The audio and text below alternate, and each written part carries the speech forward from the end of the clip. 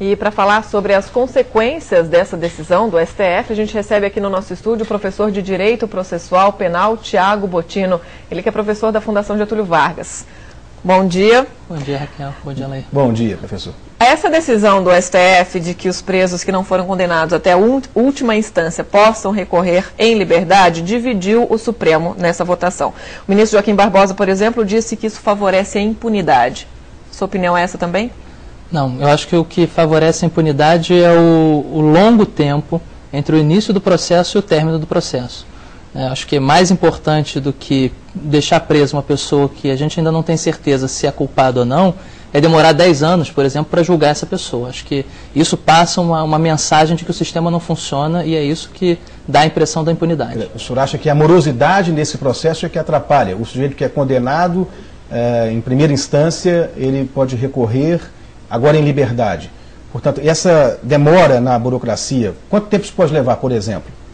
Entre o início do processo e o término? O início do processo até o término 10 anos. 10 anos. Esse é um tempo muito longo, mas o que não significa que a gente tenha que, então, manter essa pessoa presa sem ter certeza de que ela é culpada e sem ter uma necessidade cautelar. Mesmo numa prisão em flagrante, por exemplo?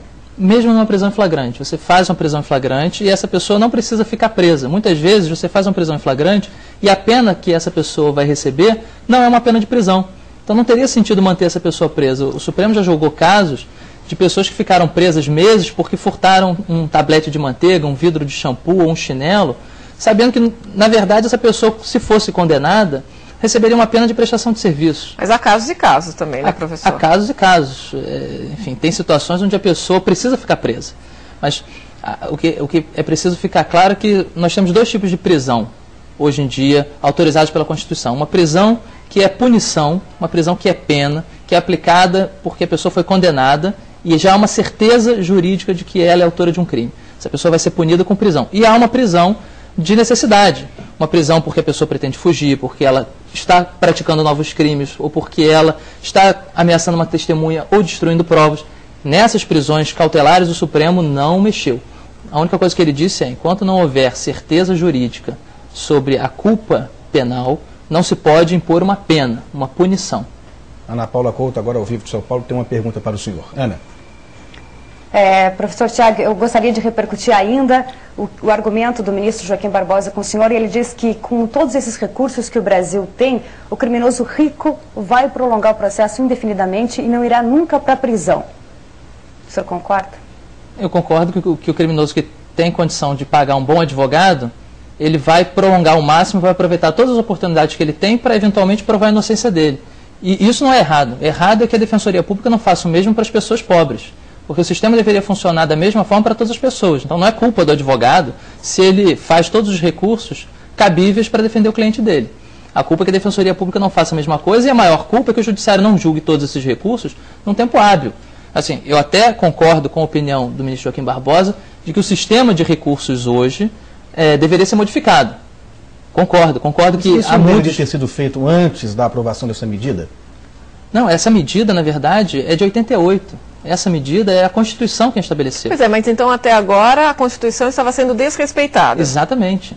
Agora, não é a primeira regra constitucional que é desrespeitada. A verdade é que quando a nova Constituição foi promulgada, começou um processo lento de filtragem das normas constitucionais, das normas infraconstitucionais. Então, todas as normas infraconstitucionais que eram incompatíveis com a Constituição foram sendo pouco a pouco expurgadas do ordenamento. Faltava essa.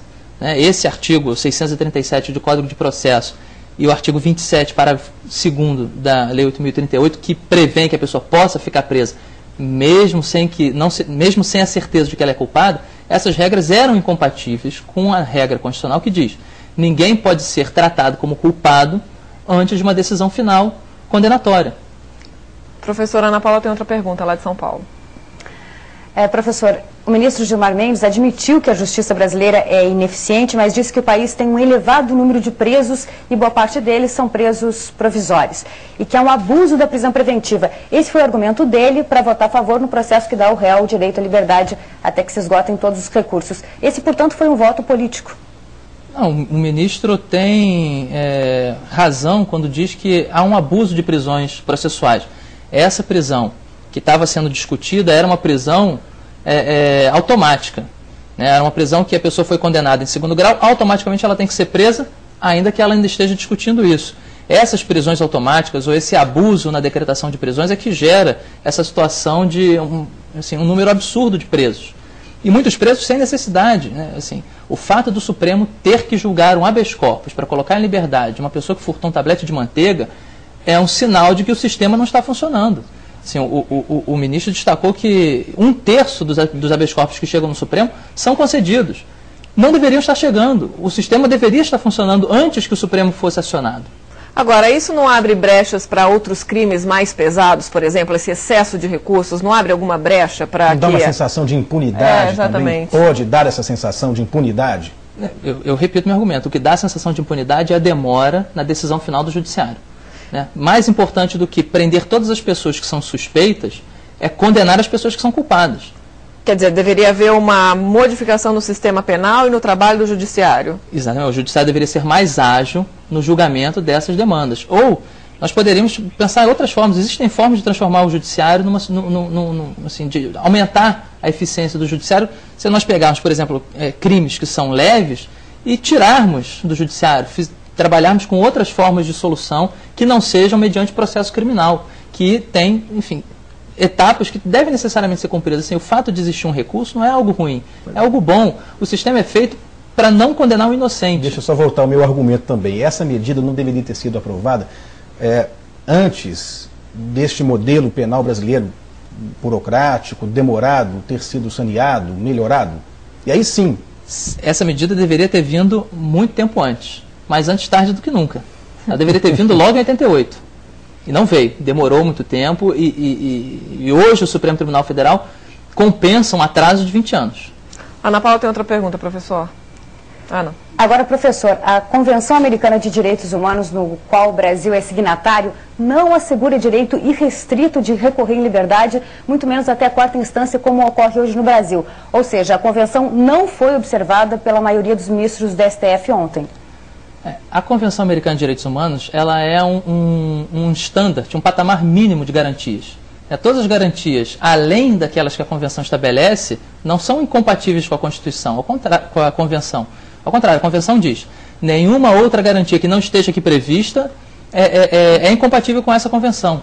O importante é que aquelas garantias mínimas sejam respeitadas, e a Convenção estabelece um direito ao recurso. Não estabelece direito a 2 recursos, nem a 3 recursos, nem a 4 recursos. Mas isso é o sistema que nós temos hoje e ele pode ser modificado. Então, o Supremo tem caminhado, por exemplo, com o estabelecimento de uma súmula vinculante para que outras questões não continuem sendo levadas para lá. Ele determina que aquela decisão seja respeitada pelas instâncias inferiores. Então, isso vai diminuir o número de recursos. Tem uma série de medidas para dar um pouco mais de eficiência no funcionamento do sistema. É o que todos esperamos, né? Nós conversamos com o professor de Direito Processual Penal, Tiago Bottino, da Fundação Getúlio Vargas. Professor, muito obrigado, um ótimo dia. Obrigada. Bom dia.